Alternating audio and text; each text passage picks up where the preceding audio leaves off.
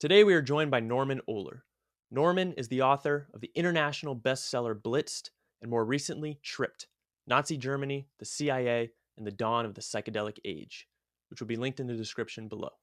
Tripped explores the history of LSD, its role in the Cold War and the CIA, and how it went from a potential miracle medicine to a demonized drug.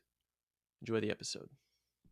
So, first of all, I just have to say thank you for writing these books because not only are they incredibly fascinating and insightful, but they're also just extremely cool.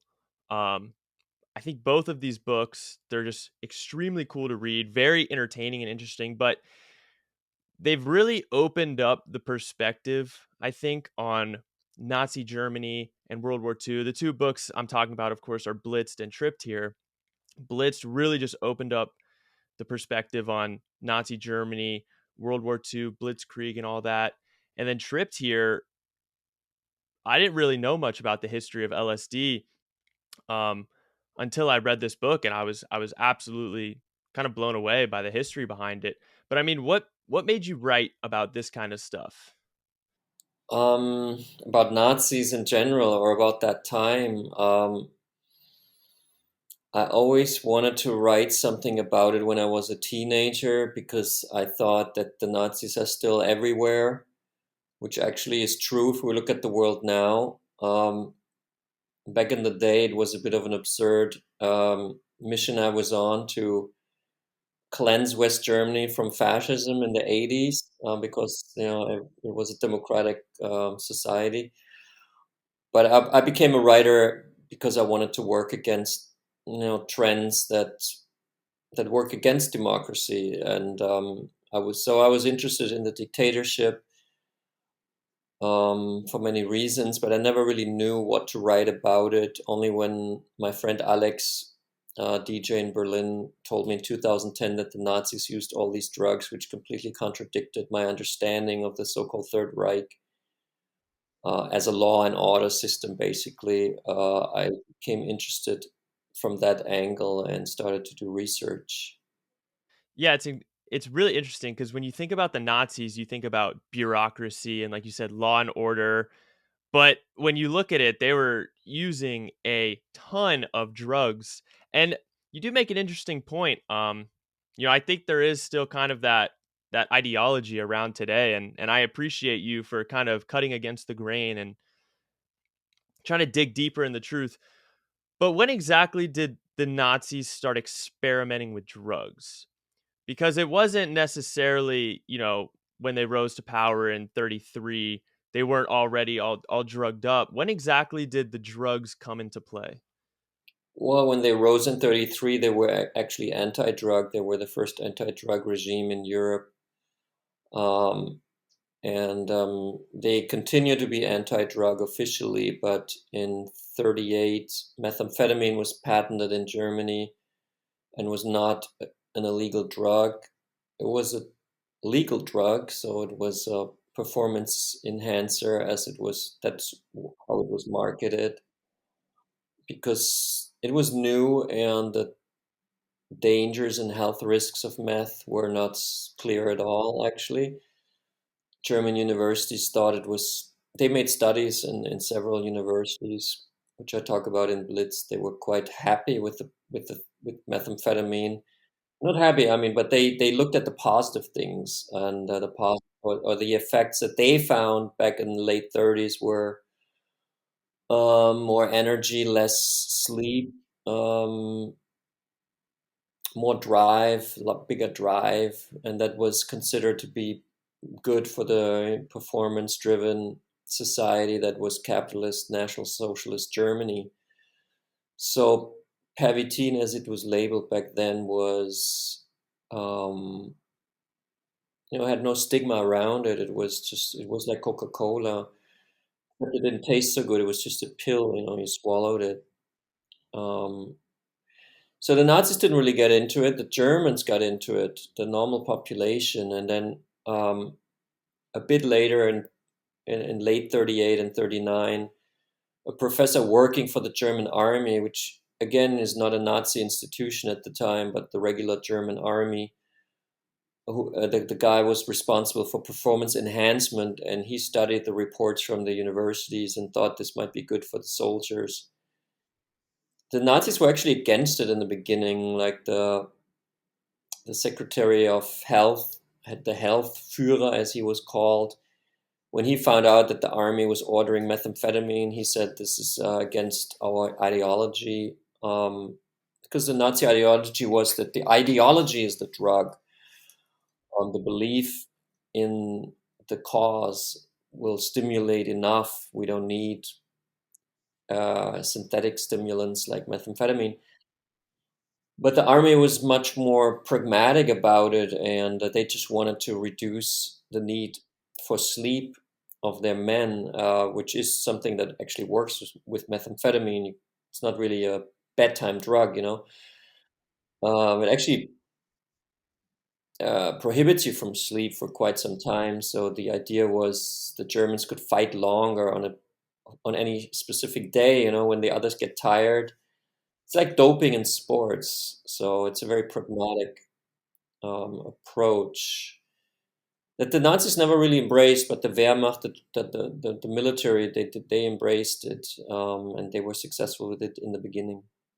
Yeah, that's incredibly fascinating. You make such a good point. When I was reading Blitzed, I was like thinking how true that is about sort of totalitarian regimes in general. And it's they want all of the happiness and joy from the population to come from the party, to come from the state. This the people in power want the state to be the source of the people's happiness, not external factors like drugs, for example. But I mean, the Nazis are so anti-drug, but Pervitin is considered okay. How did what's I mean, at that time like you said, they didn't have the stigma built around that like we do today. Um, today that's a whole nother issue. We have drugs that I think are terrible that are considered completely fine, and drugs that I think are worth researching that are, illegal drugs. But how do governments in charge, the Nazis, governments today, how do they draw the line between, what's considered a good drug and a bad drug? Well, you could say that this is also what I'm writing about in these two books, because that line is obviously a made-up line that has to do with the ideology of the government. Usually, it has to do with control.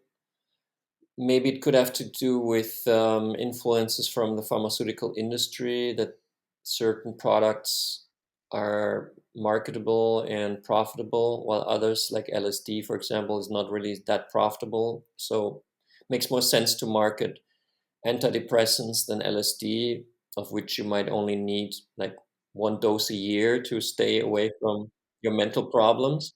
Maybe, you know. So it's a combination of things why certain substances are considered illegal and others legal. It has usually nothing to do with the health risks of these substances.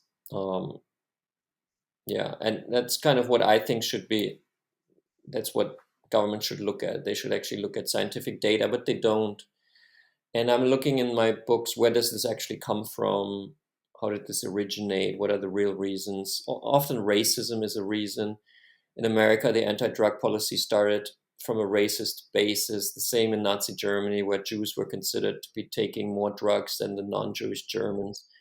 In America was the Afro-American population, and also immigrants already, Mexicans. That's why cannabis or hemp was relabeled as marijuana, this foreign sounding word, this Spanish word basically coming from Mexico. Um, yeah, it's kind of interesting actually where drug laws come from. It is. It's really interesting. And I do agree with you. I mean, it's incredibly unfortunate that sort of big pharma has their hooks into everything, and all of the interests are controlled by money as opposed to what's good for the people. But when does LSD come into play here? Where does LSD come from? How is it discovered? It comes from Switzerland, from a chemist who had no idea what he was discovering, because he was supposed to find, well, a stimulant, and but a normal stimulant, like nothing that works on the mind, just something that raises your heartbeat and whatever, like something like amphetamine. That was his job. But when he synthesized lysergic acid diethylamide, which comes from ergot, which is a fungus that grows on rye. He was quite surprised by the mental effects of the drug, and actually there were no physical effects. Like when he took the first dose of LSD to examine what it was, 250 micrograms, he had a very strong LSD trip, and he thought he would go insane. Albert Hoffmann was his name, and he called his doctor, and the doctor came and he's like checked the pupils and the pulse and the heart rate, and basically said, "You're fine. What's the matter with you? Are you faking it or something?" And he's like seeing all kinds of, like, the walls collapsing around him. So Hoffman didn't really know what it was. Neither did the company Sandoz, for which he was working, and neither did the CEO, who thought that Hoffman made a mistake with the dosage. But then eventually they understood that they had found the most potent substance in the world on the human mind, and then they tried to develop it as a medicine for mental health, basically, but they failed for reasons that I explain in Tripped. Yeah, this part of the book was so funny to read. This guy Hoffman, he synthesizes LSD for the first time, and he tried it on mice. And obviously, when you're trying a hallucinogenic drug on mice, you're not going to see any physical effects. So you're not really going to be able to tell it's working. So he tries it on himself. And I mean, could you say this was the first LSD trip in recorded history? Yeah, because LSD didn't exist before, so it had to be the first LSD trip. I mean, the mice might have had a trip, but they didn't show it. We don't know if they didn't show it or whether they didn't have a trip. That will remain a mystery for all time. I don't know if it's really important whether these mice were actually tripping, but Hoffman certainly was. And since he didn't know what an LSD trip is, he thought it would go insane because he didn't know that it would end. He thought maybe this is now forever in his brain, this like different way of perceiving things.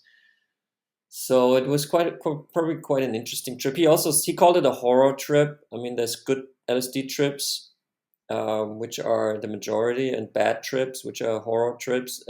But Hoffman said the horror trips are actually the best ones because they really change you, unless you become psychotic and won't come back, which is actually very rare. This happens when people are quite unstable to begin with. So LSD is not for everyone, but I would say it's much safer than like alcohol or most of the other drugs. But there are also risks involved, so you have to be a little bit informed about it. That's also why I wrote Tripped. So if you read Tripped, you pretty much after that you can take LSD. You pretty much know enough about it, unless if you have psychosis or whatever, maybe then you should consult a doctor and maybe do it with a therapist. But he was fine. He after 8 hours it stopped, and then he wrote about it and he found it fascinating, and he actually believed then that the whole company should be remodeled and just produce psychedelic medicines, which is like the dream of every psychedelic researcher today, to have this. But also Hoffman wasn't able to do it because the CEO didn't like it, because he had pressure from the CIA not to do it, because the CIA was already interested in LSD as a potential truth drug in the Cold War. Yeah, I definitely want to get into that. But can you imagine how terrifying that must have been? Because he had no clue what he was getting into when he first tried LSD. And he actually took a huge dose because LSD is a very potent drug. So you only need a very small dose in order to feel the effect. So he took what he thought was a normal dose and had a massive trip. So I mean, I can't even imagine how terrifying that must have been. And you're right, because if he's, deep in this trip, he probably doesn't think it's ever going to end.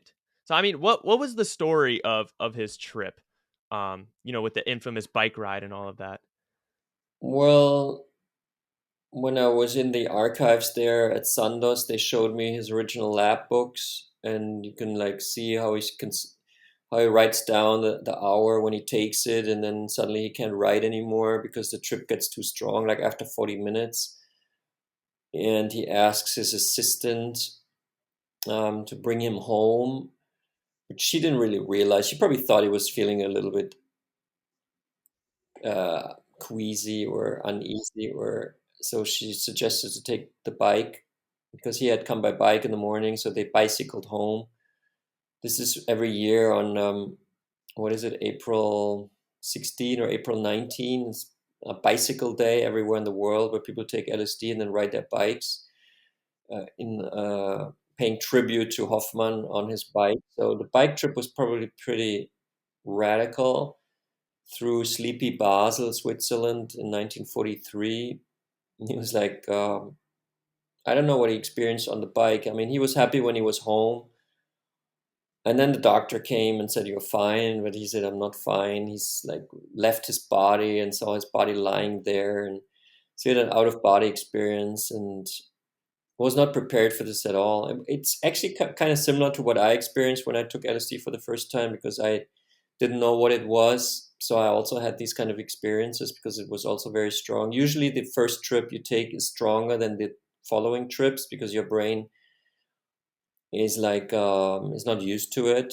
So the brain's really surprised by what suddenly happens and tries to kind of make sense of this. Because what happens is basically that the ego in the brain gets a little less energy, so the organizer of your daily life is a little bit reduced, and then other parts of the brain, they kind of when the cat's away, the mice will play. They start become very active, and then so you construct like crazy thoughts maybe, or you're more creative. I'm like more creative. I can handle it. So, but if you can't handle it, maybe also you see things that are not there, hallucinations. So it can be quite challenging.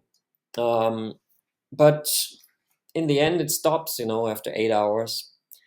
It stopped for Hoffman, and then he became very interested in it because he thought this is something that works so potently on the mind. Maybe if I take a smaller dose, then he started microdosing, which is, fashionable again. Um, and we know now that microdosing is like brain food, basically. It stimulates the brain in all the right ways. It's very healthy. It's just, LSD is different if you take a small dose, which you don't feel a lot. I mean, you feel it maybe like the coffee you're drinking right now, or whether you take a so-called hero dose, which then is a really psychedelic, often spiritual experience. But that's not the only way to take LSD. I think the healthy way is to start with small dosages and see if you like that feeling, if you like that stimulation in the brain, if you feel comfortable with it. But he didn't know, he didn't know what 250 micrograms is. Today we know it's a hero dose. He thought it's a microdose, but it's very, it's the most potent stuff in the world. God, that is so fascinating. I mean, that is hilarious that his experience there. But you mentioned the CEO, I believe Arthur Stoll. Um, he didn't want Hoffman to continue with LSD research. What was sort of the reaction in the scientific community once Hoffman kind of discovered LSD and started writing about it and talking about it? What was the reaction in the wider sense of LSD? Well, the brain was very much a black box at the time. We had no idea what's going on in there. So scientists became very curious when Hoffman was describing um, that on LSD, uh, neuronal pathways seem to be changing, and it created like a boom in neuroscience up until the mid 60s when LSD became illegal. There was a lot of research. In the beginning, they called it, they thought that it kind of mimics a psychosis in the brain. So they were interested from that angle, but it's not really what happens on LSD. They thought it would be like a light you could shine into the brain and understand more about it, which it is. Um, so the research was very, there was a lot of research, like thousands of research papers were created in these first years of LSD research. Yeah, people sort of thought it was like a miracle medicine at first, right? Well, yeah, I mean, at Sandoz, they created an intoxication room, as they called it, and they invited employees of the company to go in there and test LSD, and everyone absolutely loved it. Secretary was sitting there typing away, like writing down their experiences, and people from the company, they just felt very good about themselves, felt like they got smarter, they could think more, they could think better, they could see their lives in a better context. They could also understand their role in the universe better. Like these things tend to happen on LSD. Um, and I mean, it's interesting why they happened. No one knew at the time, so that's why they thought it's a miracle. It's basically, LSD is not a miracle. It just changes the brain chemistry, and that creates certain results. We know now how it works. They didn't know then. But the company realized that they have something very interesting on their hands, and especially uh, after they tested it on depressed patients in Zurich at a university clinic, and were very successful with these treatments. Like depressed, paranoid, psychotic people taking LSD could suddenly be released because their mental illness got much better. So they thought this is like a game changer in terms of mental health. They thought they would make a lot of money with LSD. Yeah, you mentioned the CIA before, and this is where American involvement comes into play. I want to talk about Operation Alsos, which is an aspect of World War II that I don't think is talked about enough. I mean, while the Allies are pushing east, they're not just pursuing military victories. There was this team, Operation Alsos, and they were looking for German scientists and information about sort of their experiments with drugs and experiments of all kinds of sorts. So, what was Operation Alsos and the American involvement, and what exactly were they searching for, and when did they discover these drugs? Well, Alsos units were attached to certain military units that were, going into enemy territory, and the Alsos units were had military personnel, but also scientists. They were very that was a secret.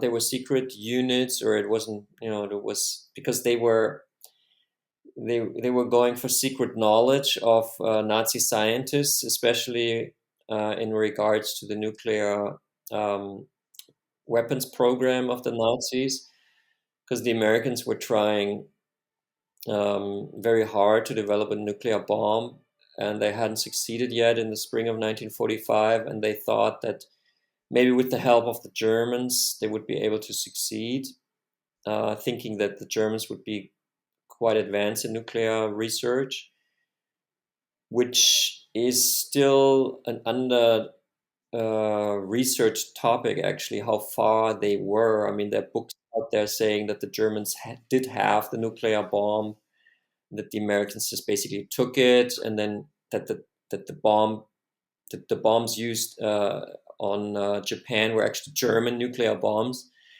But I don't know. I don't know about that. But for Yeah, I don't. sure, you don't think so? No, I don't think so. From my understanding, Hitler considered nuclear science and nuclear research Jewish science, so he underfunded the nuclear programs.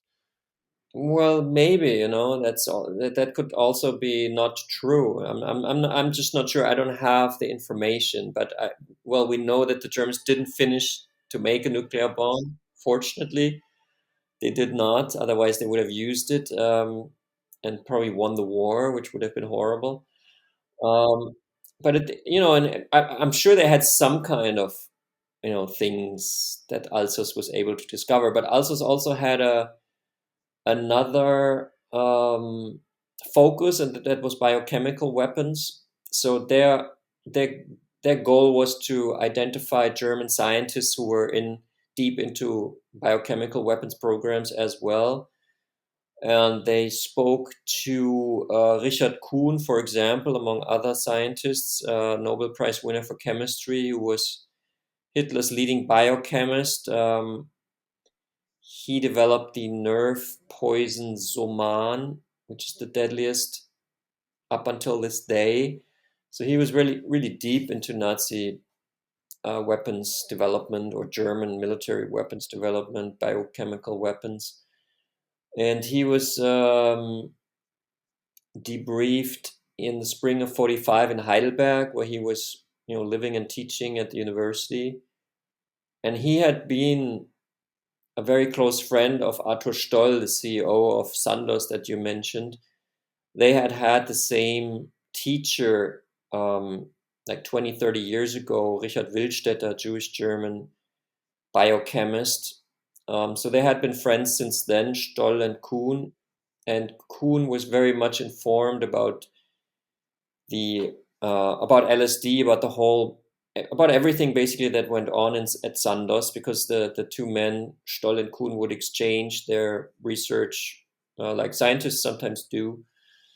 So Stoll also knew what Kuhn was working on, and Kuhn had actually received ergotamine, which is the precursor to LSD, in October 1943. Um, so he was able to make LSD.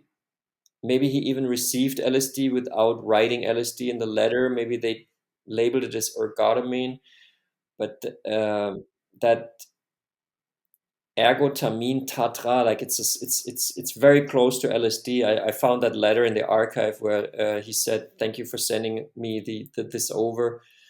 So when the Americans interviewed him, he told them about LSD, and that the Nazis were interested in it, or the Germans were interested in LSD, and he himself was interested in it because Germans were looking for a so-called truth drug, and were actually had been implementing tests at the concentration camp in Dachau on inmates, done by the SS, giving inmates psychedelic substances in order to see whether they could mind control them, or control them, make them make them pawns in their hands through this drug that they would give unwittingly to the they would receive it unwittingly, the inmates, the concentration camp prisoners. So this was interesting to the Americans, not because they were furious that the Germans did another war crime, giving people drugs in a concentration camp. I mean, that was also a point. And Kuhn certainly didn't want to end up in Nuremberg at the war crimes trial, being maybe even sentenced to death or something for human experiments like other Nazi doctors or Nazi scientists. It happened to some. So he openly, not openly, he freely collaborated with the Americans, and that was rewarded.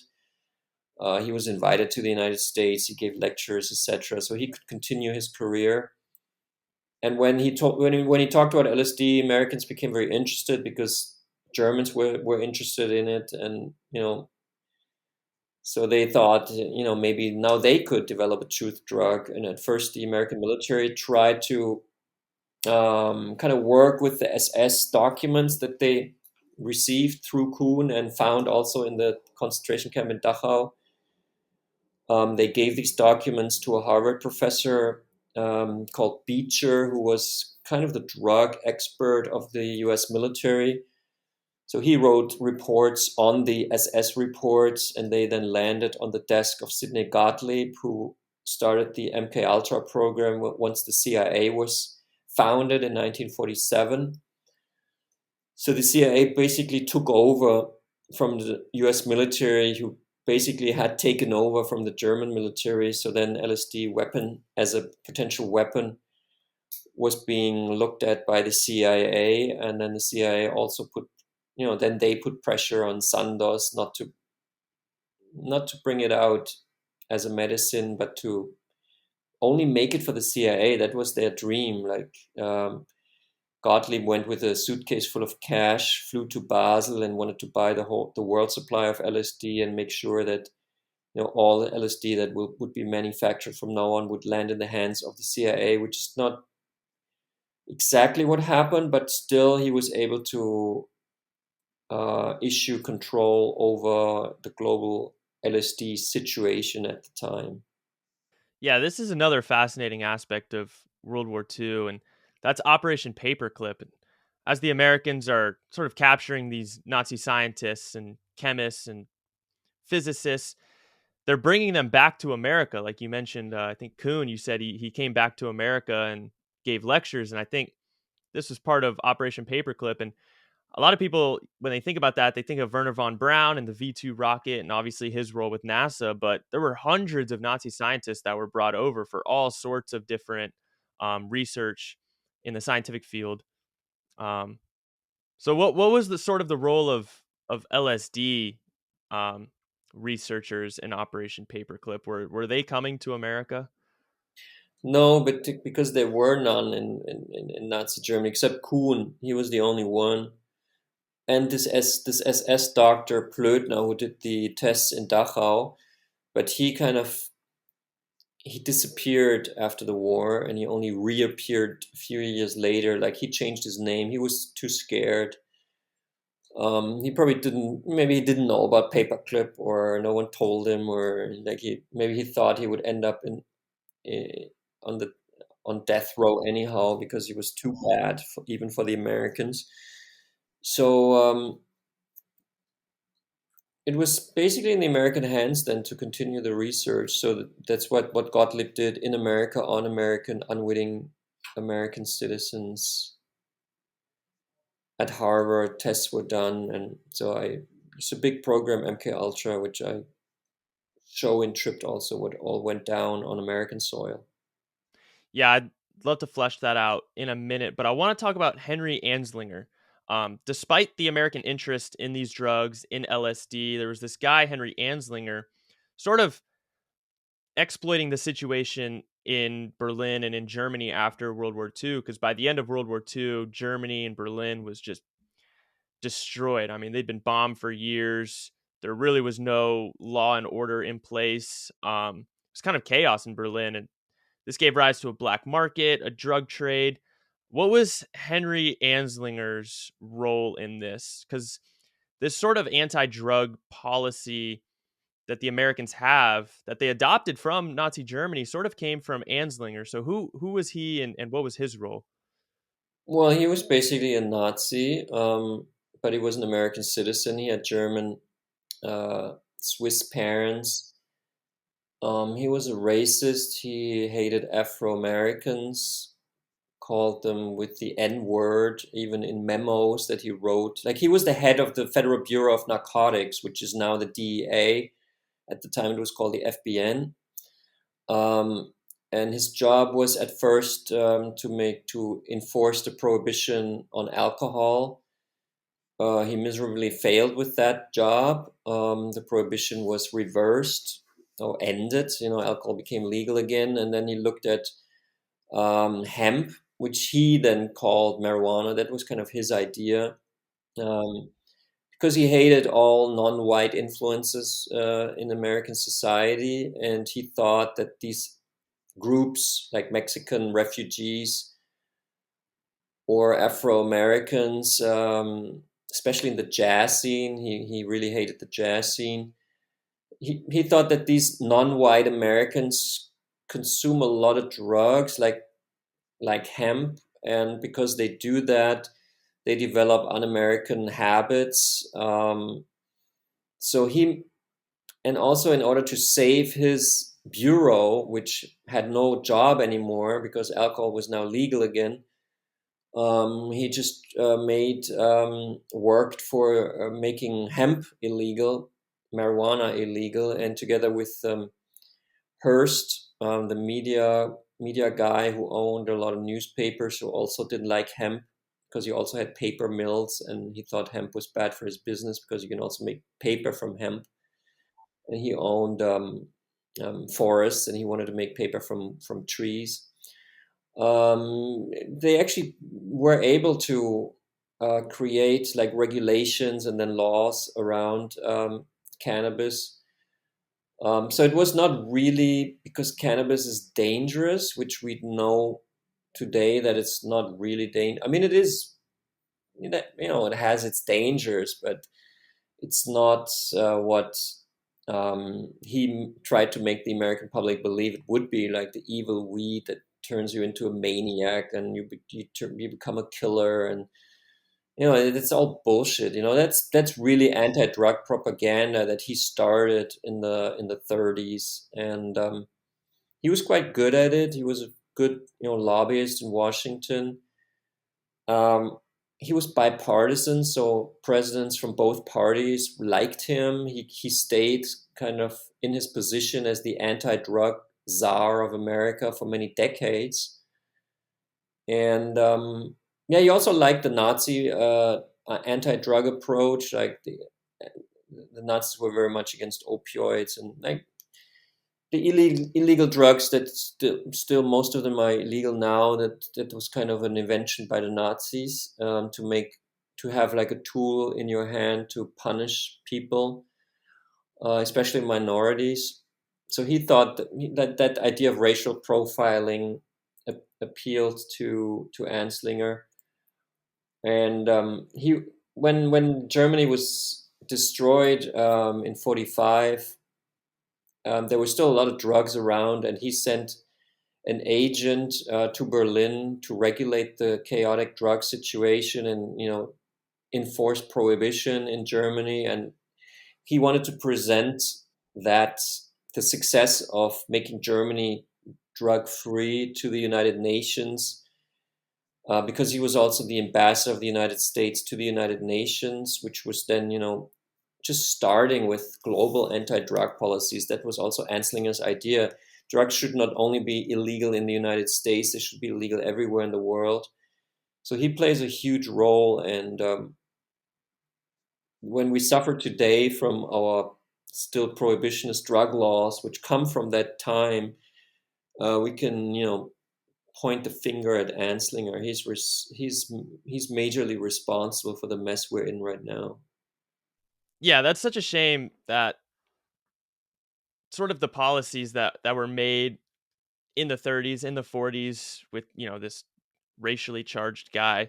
He sort of built the stigma around drugs, which still metaphorically hold us captive today, I guess. I do want to get into the CIA now with this. The end of World War II brought the dawn of the Cold War. We shifted our focus to the Soviet Union.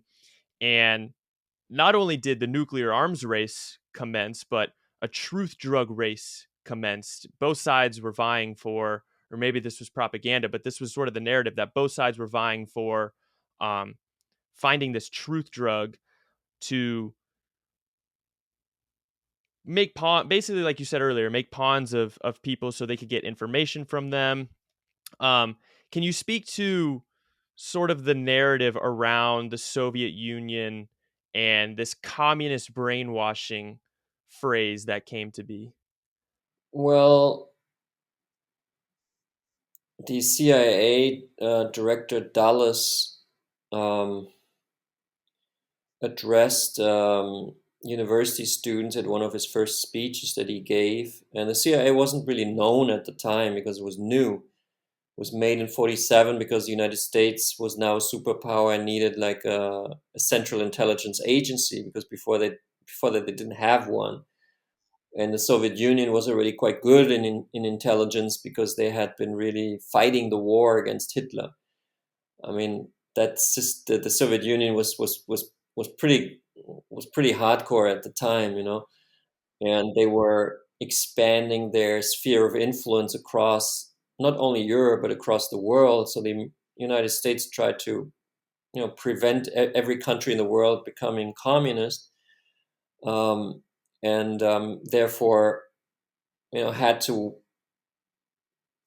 arm themselves. Basically, that's how Dulles saw it, and he saw the Cold War confrontation between West and East as a confrontation of ideologies.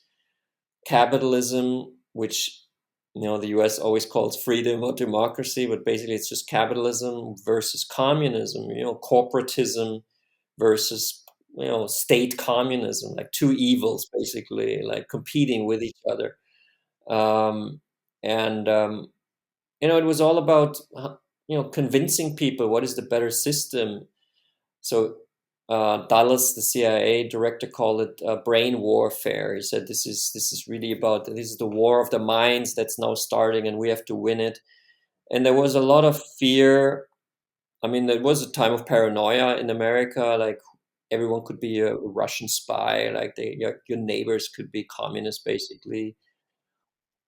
The Red Scare, and to have a truth drug in your arsenal would be great. You could just put a drop in the coffee when your neighbor's here, and then you could see if that neighbor is actually suddenly speaking in tongues and talking about the Communist Manifesto by Karl Marx or something. That was kind of a very simplistic idea of how a truth drug would work, which it never worked. It never worked like this, but people didn't know at the time.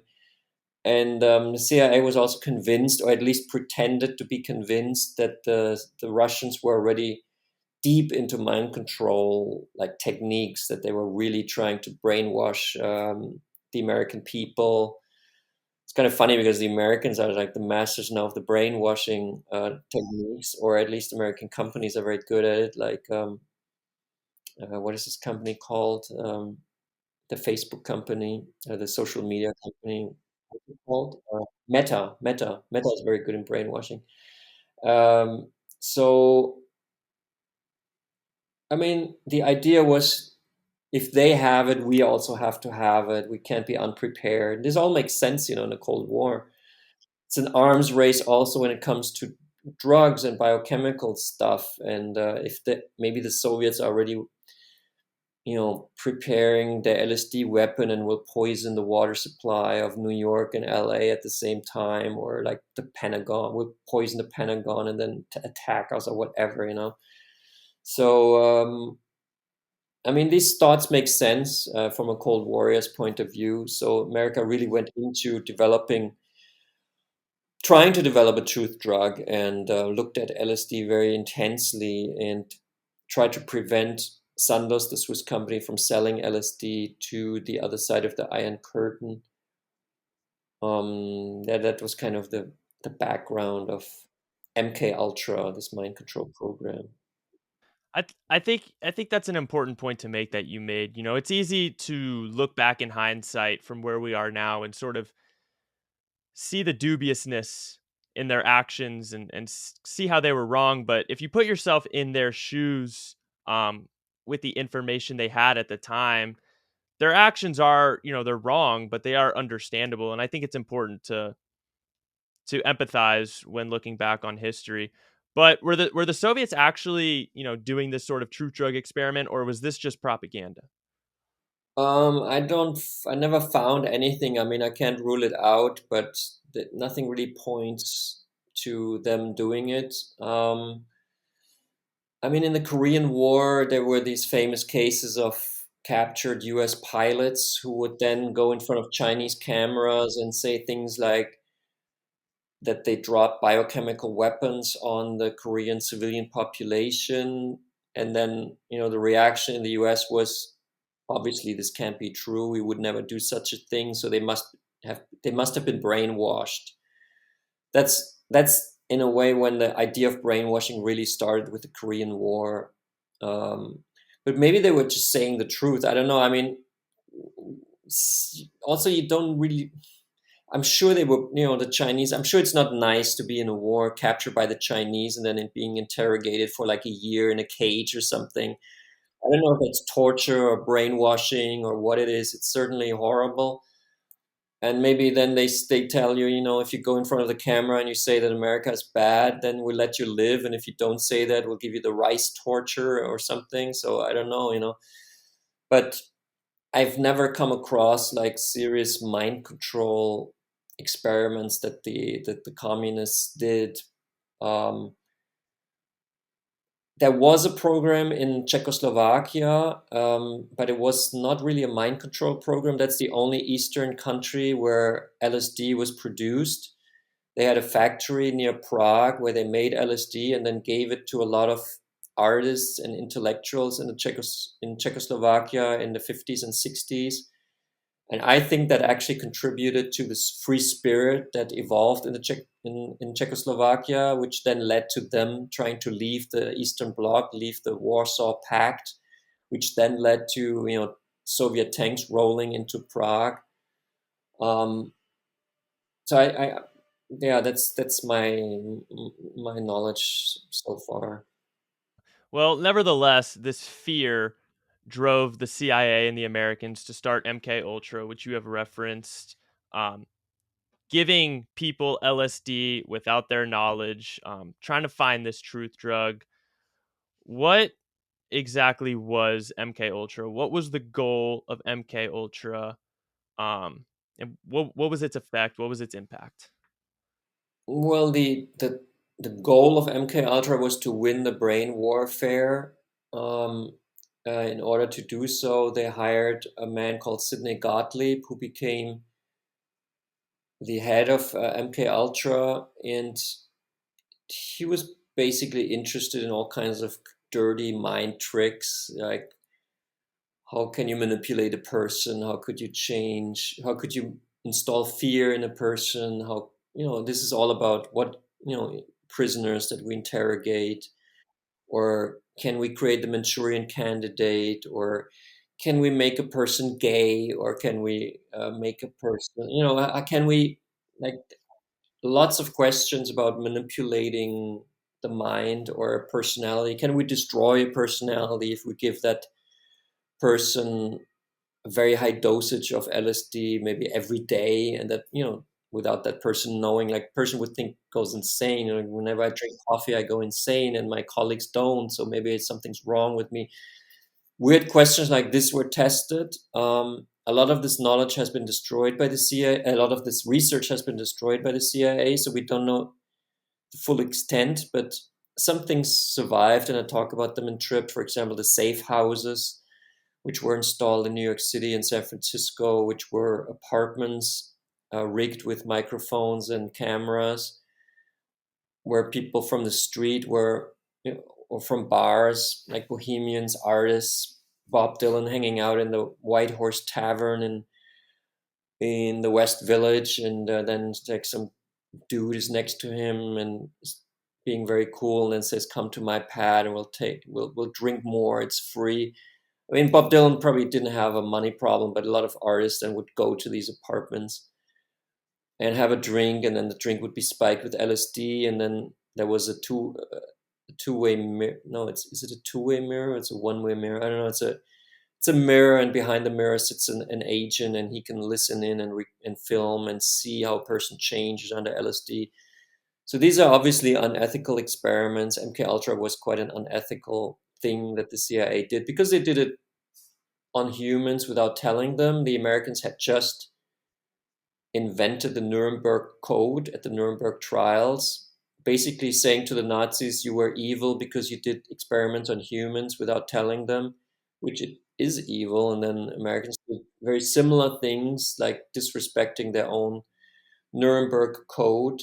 Um, so MK Ultra is I mean, it damaged a lot of people. There's also one case of a guy dying because he was put under LSD without knowing, and then he had a psychosis and became depressed, and then he fell or was thrown. It's still unknown today. Frank Olson is his name, out of a hotel window in Manhattan. So MK Ultra is like an ugly, it's a very ugly program. I was always it's like the scariest thing, someone somehow gets into your mind and plays with your mind. It's very creepy. Uh, they also used American universities as part of MK Ultra without telling these universities. That was a genius idea of Gottlieb, to use neutral sounding foundations like the Rockefeller Foundation or other foundations, giving them money for uh, psychic research, maybe you would call it, more neutrally, and then they would fund universities in America to conduct stuff with LSD, like tests with LSD. So the universities, they thought that, doing good research, scientific research, but it was kind of manipulated from the back by Sidney Gottlieb. Um, so it's not good. It's not what a democracy should do. Yeah, 100%. It definitely is a dark stain on American history. You're right though. It is very hypocritical of the Americans as soon as they draft this Nuremberg Code and condemn the Nazis for conducting experiments on unknowing victims. They're sort of doing the same thing with MK Ultra, and what you were referencing with the apartments was Operation Midnight Climax.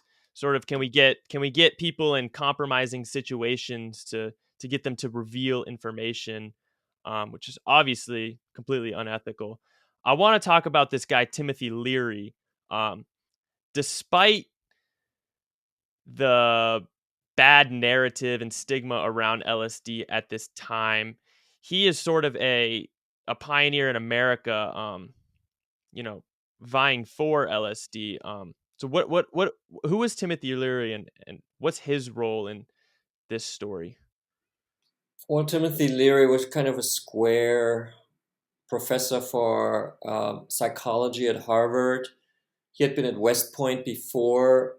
He had developed, for example, a personality test that was still used quite a long time. I think even by the CIA. It was called the Leary. So if you wanted to have a job, you had to do the Leary, like the test. So he was a normal psychologist, and then he was on vacation in Mexico, and a friend gave him psilocybin mushrooms, which are kind of similar to LSD. And he didn't want to take them at first. He wasn't interested in it, but then he took them and he had a profound psychedelic experience. And he thought while he was on these mushrooms and later on that he learned more about the human mind and psyche than in all of his textbooks that he had studied. So he became very interested in it. And in the beginning, Harvard was also kind of behind him. Like he did, groundbreaking new work at the university in Harvard in the early 50s. And at one point, he ordered quite a large amount of LSD and psilocybin from the Sandoz company. And as I mentioned before, Sandoz had made a pact with the CIA to inform them all the time who would order like large amounts.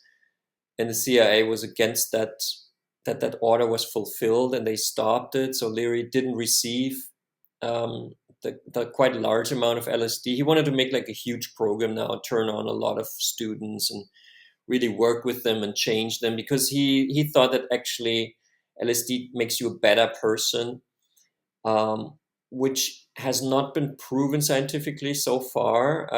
I mean, we know that it works as an antidepressant. We also know that it works against dementia, but we can't really say it turns you into a better person. I think if you're, for example, a Nazi and you take LSD, you could still be a Nazi on LSD. You might even think that your ideas about racial superiority are even more valid, and But he thought he was not naive, but he was optimistic that that if you take LSD, you become like a peace-loving person. You will not hurt anyone anymore. And he connected it with the spiritual experience you will have, that you will realize we're all brothers and sisters. So it's a very very hippie-esque thinking on Leary's part. And when he couldn't get those that order from Sandoz, he tried to get it from the black market. And that's kind of how black market LSD started. And he took a lot of LSD and became like a spokesperson, like a guru for LSD. Other LSD researchers then said that he did actually quite a lot of damage to the LSD research, because he kind of overdid it and he politicized it, while the other researchers were more interested in like the medicinal effects, like what actually happens in the brain. Can we improve the human brain? Can we heal mental illness through LSD? And he was more into stopping the Vietnam War by turning on millions of Americans to LSD, and then they would take off their clothes and dance naked in the mud, basically, and not put on a uniform and kill innocent Asian babies. So that's but the American government at the time wanted to kill innocent American babies, because that's what not officially, obviously, but that the Vietnam War led to a lot of war crimes, and it was a very ugly war. Um, so that was actually the reason why LSD then also became illegal in 1966 under the Democratic President Johnson. who wanted to continue with the war in Vietnam and who was scared that the peace movement, which was quite influential and large at the time, would be a problem for the war effort because the mood in the American public was not very positive in regards to this war. There were a lot of, and if the mood changes in a country, then it becomes even more difficult to sustain the war. So Leary became, I think Nixon called him enemy number one of the state or something, public enemy number one. He was imprisoned. Like, he's a good example for how you can use anti-drug regulation to punish individuals, because he was caught with like 2 grams of marijuana or something, which is nothing. I think they were hidden in the underwear of his wife while they were crossing a border from Mexico to the U.S. They found this, and then he was sentenced to 17 years in prison or something like that. He actually fled prison. He was freed by the Weathermen, which was an underground resistance organization back in the days against capitalist America. So, and then he fled. He was living in Afghanistan, and he was in Switzerland, and then at one point he was captured again, and he was again in prison. But I mean, Leary it's a story in itself. I only touch him like peripherally in Tripped because it's interesting. He once had a visitor from Washington called Mary Pinchot, who was a good friend of John F. Kennedy and wanted LSD from Leary for an important friend of hers, which was probably JFK. And that was in the spring of '63, the same year he was assassinated. And then Kennedy gave his famous peace speech at the American University, where he also talks like a hippie and says, we should end the arms race. We're all in this together. We all live on the same planet. The Russians are also human beings. We should extend our hand. We should stop making weapons. We should, use our resources differently. So maybe that was the LSD influence that he received through Mary Pinchot. Maybe that was just a change of mind he had in general. Maybe that was the reason why he was assassinated. So Leary is an interesting character within the '60s, obviously. Yeah, it was a fascinating story from the book. And obviously, one of the big questions coming out of that is, did JFK really take LSD? Because you see that shift from, a typical Cold Warrior to this peace loving guy. We need to end this. I think also what played into that was the Cuban Missile Crisis. That sort of scare gave him a new perspective on that. After the Cuban Missile Crisis, he started talking against the arms race. But this guy, Timothy Leary, like you said, he's kind of the spokesperson for LSD. He has a bus driving around the country trying to give LSD to people, making a movement. Um, and this sort of, like you said, Nixon declared him, enemy number one or whatever. This really contributes to the anti-drug policy of the politicians. But can you say that Leary and LSD sort of created the counterculture hippie movement that we saw throughout the 70s? I mean, John Lennon at one point said we have to thank the CIA for giving us LSD, because the CIA was basically, as I described when I talked about MK Ultra, responsible for making LSD famous. Like, they gave it to a lot of people. It was a very obscure thing before. It was used by scientists and very controlled, but the CIA gave it to a lot of people through these safe houses in San Francisco and New York, Operation Midnight Climax, and they also gave it at one point to Ken Kesey, who was a young aspiring writer who took LSD and suddenly saw his new bestseller, which was One Flew Over the Cuckoo's Nest, and wrote it. And then this was actually the bus you were talking about, rode around in a bus and just distributed LSD freely to everyone who wanted it. So in a way, the CIA opened Pandora's box, and then people who were, influential, like Leary or Ken Kesey or the Grateful Dead, the music band, and they distribute it on a larger scale, and that fueled the '60s counterculture movement. Yeah, 100%. I think opening Pandora's box is a great way to put it. But nevertheless, every action has an equal opposite reaction. The counterculture movement, this hippie movement, um, caused Nixon's so-called war on drugs, which we've kind of alluded to throughout this conversation. So what was Nixon's war on drugs, and what was the impact of that? Well, the war on drugs is actually still going on. It's still an official U.S. policy, and there was an advisor to Nixon who later on, when he was retired, said that Nixon was looking for tools again with which he could, punish, certain individuals like the Afro American liberation movement, uh, the peace movement. Like this advisor said, could we punish people because they were black? Obviously not. Could we punish people for using marijuana? Yes, we could. So Nixon was not convinced that LSD is dangerous to your health, but he was convinced that if he makes it illegal, he can put people in prison that he liked to see in prison. Um, so the war on drugs, I mean, it also has a lot to do with Nixon's mindset or mindset of Republicans or conservative politicians in D.C. at the time. They just didn't get it what's going on in the population, like people freeing their mind, and they were that's not good. You don't want people to free their mind. You want people to think what the government or the media tell you.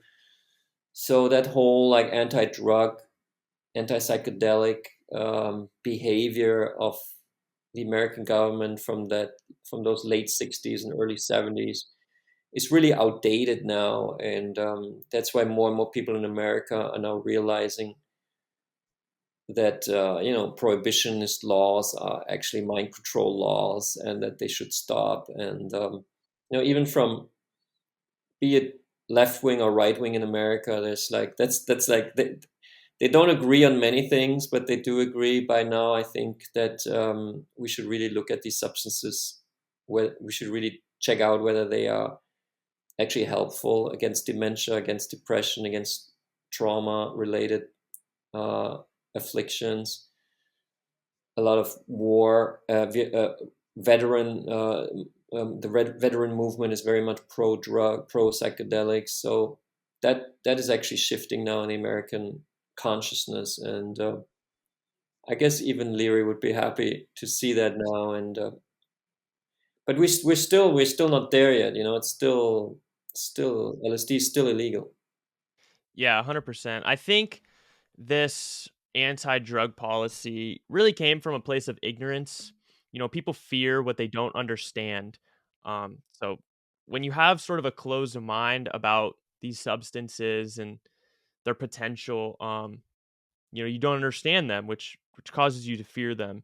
But we're still dealing with that today. You mentioned some of the ailments and psychological issues that LSD can help with: PTSD, depression, anxiety, even Alzheimer's and dementia it can help with. So what do you propose sort of as the path forward, um, with the narrative and discussion around LSD?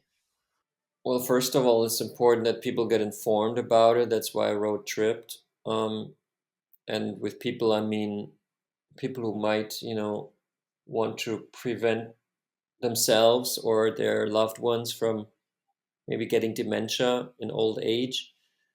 But also, obviously, politicians must inform themselves better. There must be a shift in in Washington, basically, but also in other, capitals of states. So I think the next U.S. president must, really stop and end the war on drugs and say this is over now, and we have to look at this completely in a completely different way. And I would like this to be addressed already, now in the campaigns, and sometimes it is addressed.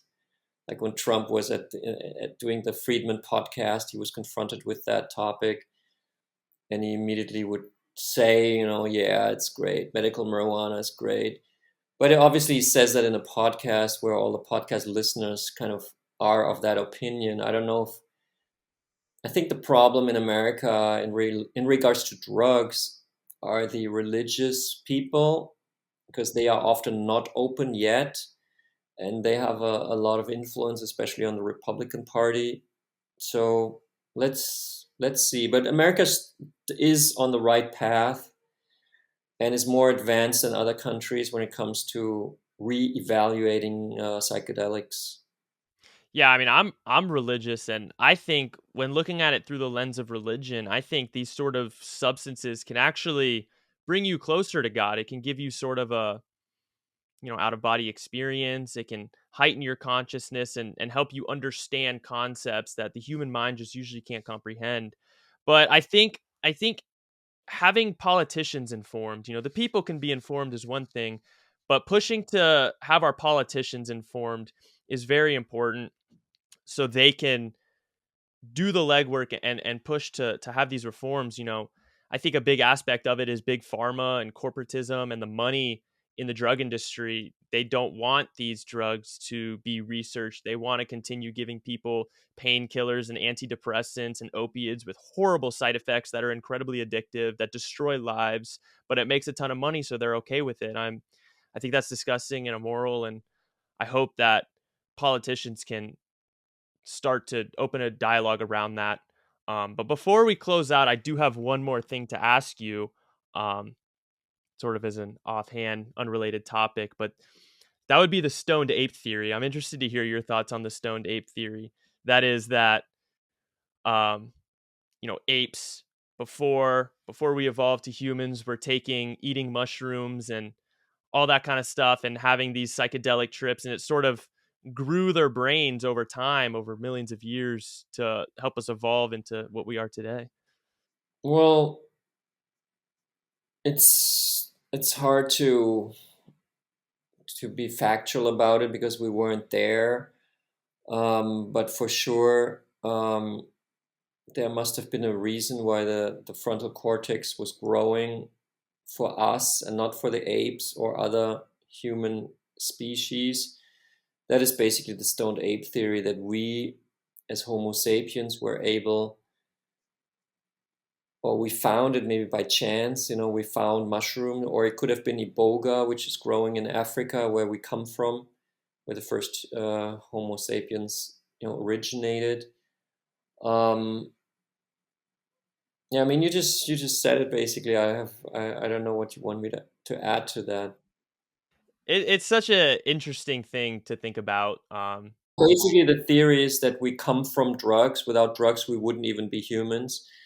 And this might be a provocative theme, but if we incorporate that into our common story of what are we actually as humans, then I mean, if we understand that our mind is always about transcendence and about spiritual experiences and abstract concepts like God, then I think we get closer to what we really are. And I'm quite convinced that drugs have always played a crucial part in that formation of our consciousness. And if that becomes conscious to us, maybe we will also change our mind and become more open to these.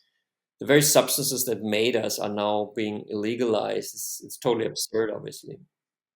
Yeah, I mean, if you look back at history, a lot of cultures, even from sort of cave drawings and rudimentary archaeological evidence, we see a lot of that theme throughout ancient cultures and civilizations of drug use. So, we've been doing this stuff throughout human history, but of course, to anyone listening, inform yourself, be safe, be smart, know what you're doing. But Norman, I want to thank you so much for coming on the show. It was such a pleasure to talk to you. You really have some interesting stuff to talk about. Thank you for the work you're doing, opening up the dialogue around these issues. Thanks for having me. It was great talking to you. Have a wonderful day.